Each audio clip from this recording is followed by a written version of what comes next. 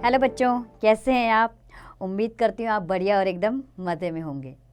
बच्चों, आज हम एक कविता पढ़ेंगे, प्रेरणादायक कविता, जिसका नाम है नवजीवन।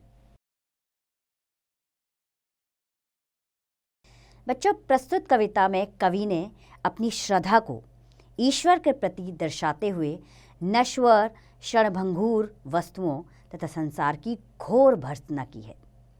कवि ने डर तथा अंधविश्वास का त्याग करते हुए प्राणी मात्र का कल्याण करके संसार में नया सवेरा लाने की प्रेरणा दी है।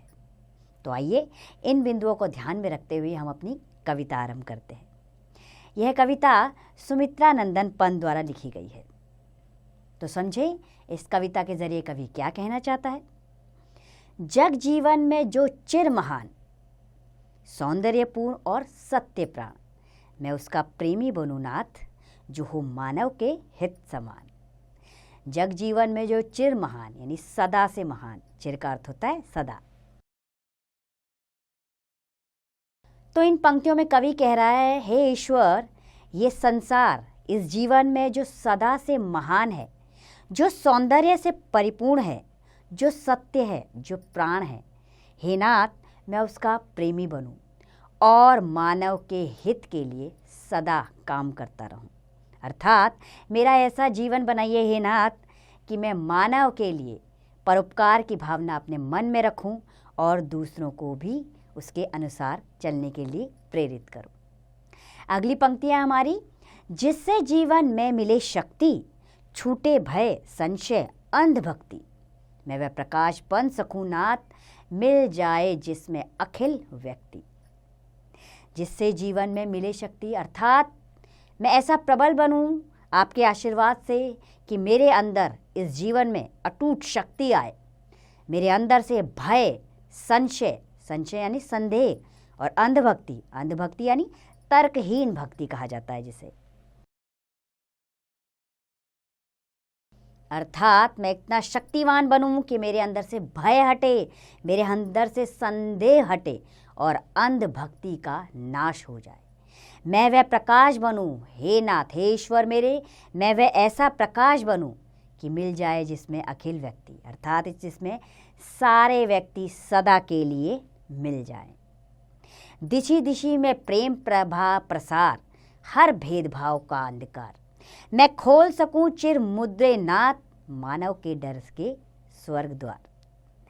इन पंक्तियों में कवि कह रहे हैं कि दिशि दिशि में प्रेम प्रभा प्रसार, प्रभा अर्थात प्रकाश,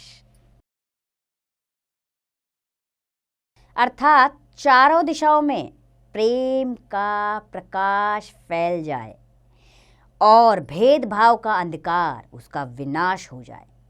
मैं चारों तरफ ऐसे द्वार खोल सकूं कि मानव के डर से डर हट जाए मन से और इस धरती पर स्वर्ग विराजमान हो। अर्थात ऐसा संसार बनाए हम सब मिलकर कि हमें इस धरती पर ही स्वर्ग का आभास होने लगे।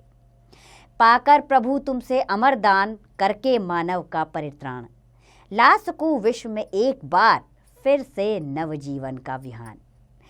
परित्राण का अर्थ होता है रक्षा करना, अविहान अर्थात संसार, संसार रूपी सवेरा।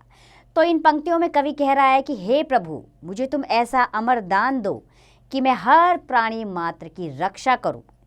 मैं विश्व में एक बार फिर से एक ऐसा सवेरा ला सकूं जिसमें सब सुकून से जिएं, भय मुक्त होकर जिएं, अंधविश्वास को दूर हटाएं और विश्वास का प्रकाश चारों तरफ फैल जाए। तो कितनी सुंदर कविता है सुमित्रा नंदन पंत द्वारा लिखित। इसमें कवि ने अंधविश्वास के नाश पर विशेष जोर दिया है, क्योंकि अनेक कुरीतियों के कारण ये संसार और खासकर भारत देश दूर है अपने विकास से। तो हमें ये सब कुछ दूर करके, बुराइयों को दूर करके विकास के पथ पर अग्रसर होना चाहिए। उम्मीद करती हूँ बच्चों ये कविता आपको अच्छी लगी होगी। अब इसका अभ्यास कार्य आप स्वयं कीजिए।